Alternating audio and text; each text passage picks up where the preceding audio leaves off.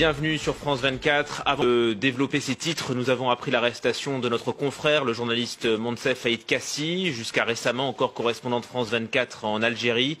Il a été placé sous mandat de dépôt, tout comme le réalisateur Ramdan Ramouni. Ce dernier avait assuré l'entretien avec le président algérien le 4 juillet dernier.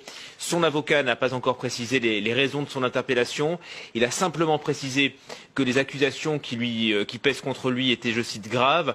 La direction de France Média Monde et de France 24 travaillent sans relâche depuis hier soir et toute la nuit afin d'obtenir leur libération. Nous apportons bien sûr à nos confrères injustement arrêtés tout notre soutien et sachez aussi que les autorités algériennes ont été saisies dès hier soir. Des avocats sont auprès d'eux, le Quai d'Orsay et sa cellule de crise ont été alertés.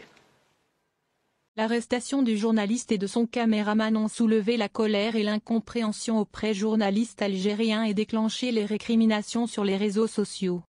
Reporters sans frontières est profondément inquiète de la répression accrue de la liberté de la presse en Algérie. Les autorités s'enfoncent dans la spirale infernale de la répression, où de nouvelles mesures arbitraires servent à masquer les précédentes, a déploré Reporters sans frontières dans un tweet. Moins de 24 heures après leurs interpellations, Moncef Aïd Kassi, correspondant de France 24 jusqu'à peu en Algérie, et le réalisateur Ramdan Ramouni ont été libérés après avoir été placés en détention provisoire à Alger.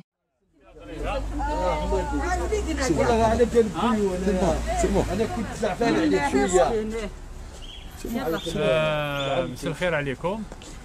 الحقيقة احنا تفاجأنا جينا نزوروا منصف أيد قاسي ونزوروا رحموني وحساني اللي تم إيداعهم رهن الحبس المؤقت أمس من طرف قاضي التحقيق لمحكمة بيرموند رايس.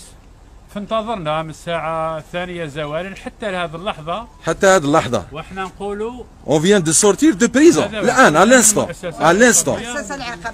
فخبرونا بعد الساعة ما تجاوزت الساعة 4 خبرونا بعد اللي تم الإفراج عنهم. أنا في الحقيقة سعداء بالإفراج، لكن في نفس الوقت أنا شخصيا مستغرب ماذا يحدث في العدالة، ماذا يحدث في القضاء الجزائري. هذه يعني مفاجأة أعتقد بأنها تعطي انطباع هل فعلا القضاء الجزائري مستقل. نطرح تساؤل أكثر من مرة، ماذا حدث أمس؟ لماذا تم إيداعهم؟ احنا إذا كان تصحيح خطأ على الجهات القضائية أن تصدر بيان وأن تعترف بأن هذا خطأ قضائي تم تصحيحه. يجب أن تكون هناك توضيحات، يجب أن نتوقف عن توظيف القضاء لمصالح سياسية. هذا الشيء ما يخدم المسار القضائي ولا يخدم القضاء الجزائري. احنا نتمنى أن السلطة تتنحى تماما، السلطة السياسية من العمل القضائي، وتخلي القضاء للقضاة بكل حرية وبكل استقلالية. احنا سعداء بالإفراج عنهم، نتمنى أنه يفرج عن كل المظلومين، نتمنى أن يفرج عنهم جميعا. مثلا نعطيكم مثال برك للرأي العام باش يشوفوا. قاضي تحقيق لمحكمة بيرموند رايس يرخص الأستاذ باكور عميروش متهم محامي رخصة صالحة طيلة فترة تحقيق بالمدعو أيد قاسي. وشوفوا لا دات سي لو 29 جويي 2020. لو 29 جويي 2020 سيتادير اليوم صباح كي حكمنا، كي درنا هذه الرخصة، طلبنا هذه الرخصة عند قاضي التحقيق صباح كي عطانا الرخصة بالاتصال، معناتها المتهمين في الحبس، معناتها حتى قاضي تحقيق ما على بالهوش بلي كانوا رايحين يخرجوا.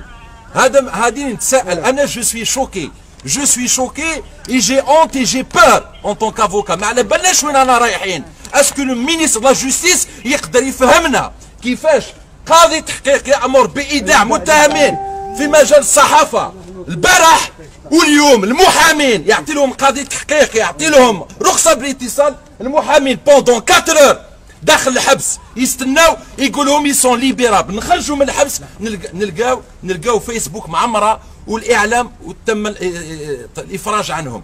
Qu'est-ce qui se passe dans mon pays? C'est qui ces gens qui prennent la décision? C'est qui ces gens qui font pression sur la justice? Jusqu'à quand? Le 29 اليوم le juge d'instruction ne savait pas qu'ils allaient être libérés. La preuve عطانا رخصة اتصال. تحية الرئيس، تحية الرئيس. احنا خاطين السياسة. الجزائر زينا. شو حاسة الجزائر؟ الجزائر حلوة سكر.